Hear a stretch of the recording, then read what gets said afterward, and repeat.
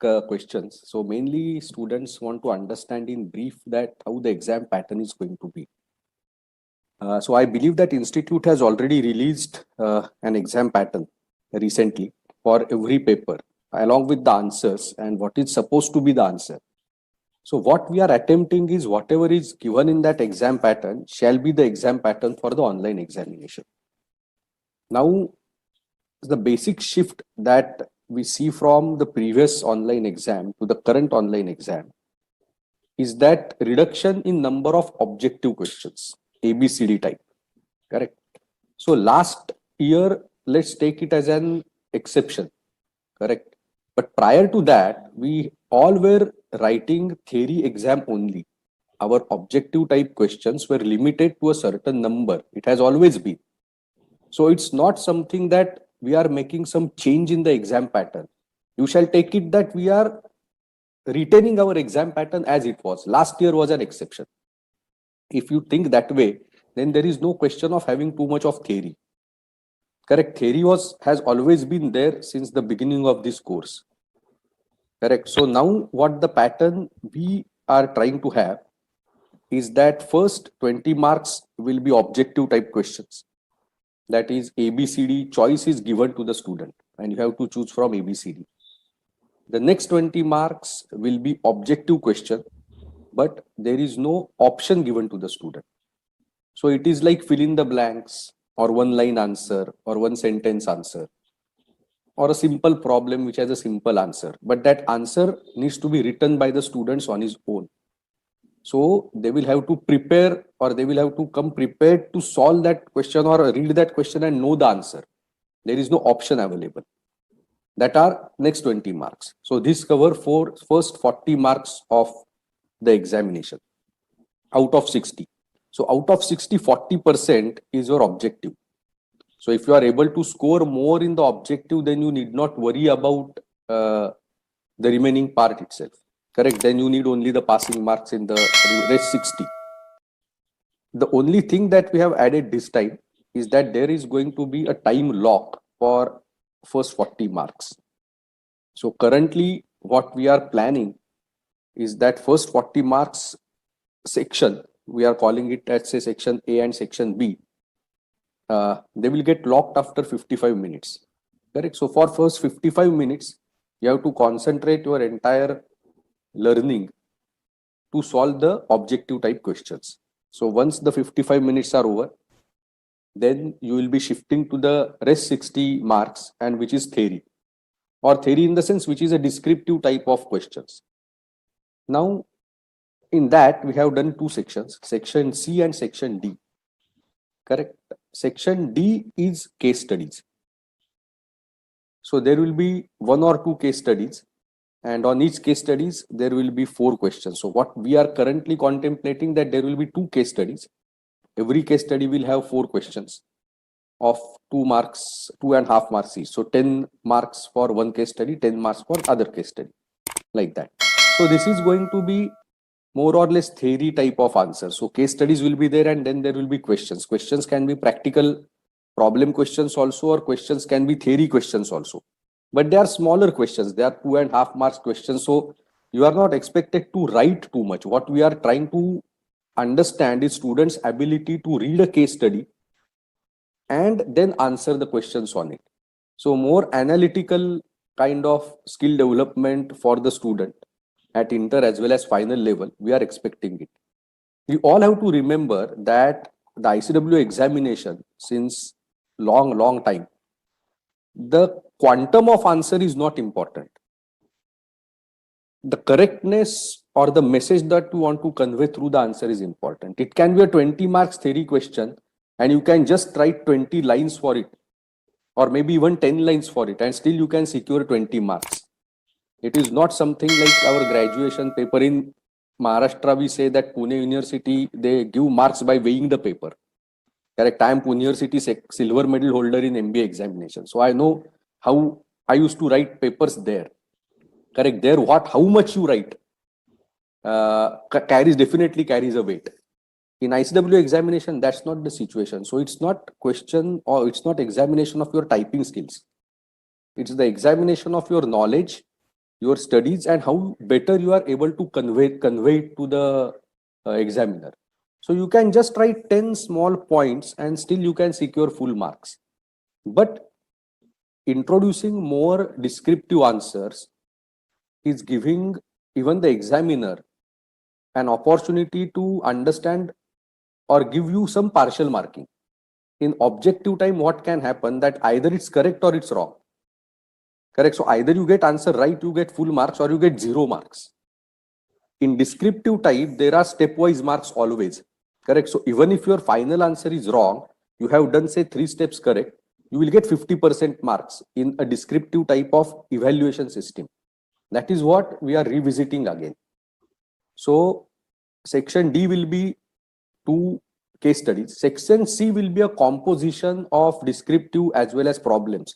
In case when the question paper or subject is related to the problem or numerical exams, then it will cover both.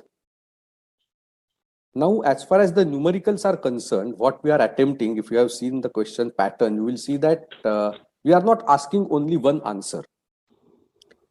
We are going to ask multiple answers to the same question, not the multiple answer or the stepwise answers also. So if I'm solving, say, are supposed to give, I'm just giving an example, maybe what is the fixed cost, what is the variable cost, what is the contribution, what are the sales, what is your P ratio, and then you come to the break-even point. Correct. What is your, so maybe 3-4 answers are required out of the student to check that whether he has really understood it and he has solved the problem. Now, where to solve the problem is, as Papan Bhai explained, there is going to be rough book available to you. You can solve on it.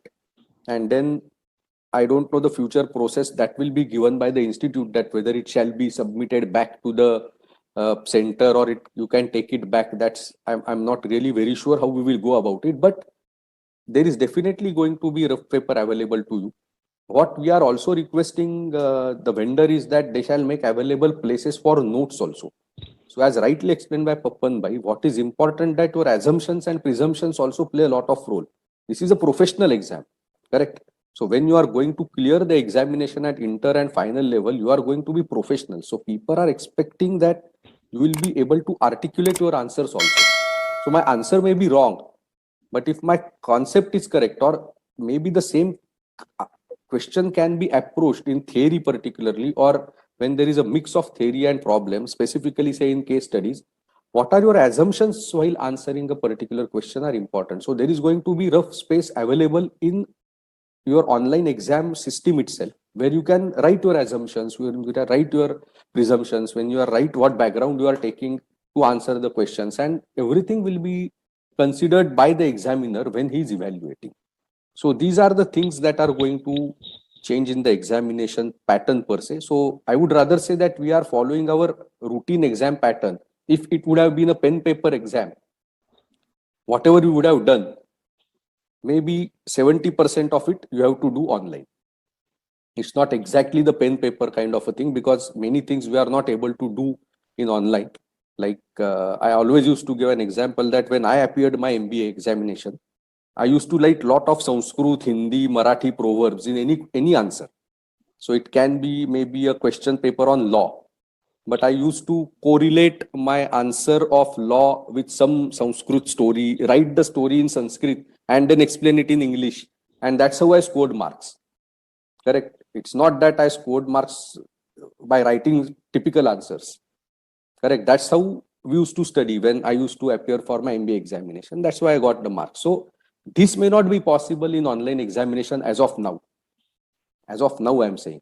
But maybe few attempts down the line, we will reach there also. That you will have multiple language keyboard and you can write whatever you want along with your English answers. Correct. I'm not saying that that is not a possibility. That can be a possibility later on. But as of today, it's English typing that you have to do, and not expected to write huge answers also. To the point, crisp answers you write, you take guidance from your faculty. That's what precisely you are here for, correct? For the students, that you are here to learn how to answer. And the answer need not be big. You will be able to answer. Based. If need be, if situations are very bad, containment zones are there, council is always ready to consider for home-based online also. I am reading so many questions, sir, don't conduct home-based. എല്ലാവർക്കും ഒരു student എഴുതുന്നു എല്ലാവർക്കും ഒരു platform മതി all require only one platform sir conduct only center based. So as of now the guideline or the communication sent is center based, correct?